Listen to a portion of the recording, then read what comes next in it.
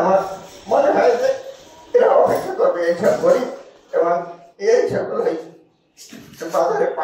ঝালকাঠির কাঠালী উপজেলা নির্বাহী কর্মকর্তা জহিরুল ইসলামকে বিদায়ী সংবর্ধনা দেওয়া হয়েছে।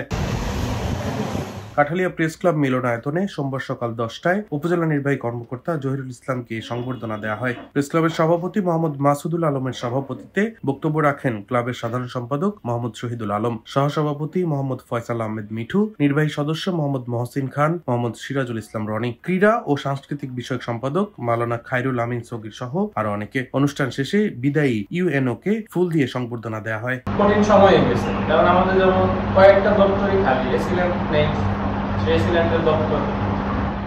ডেস্ক রিপোর্ট, দৈনিক ডেস্টিনি।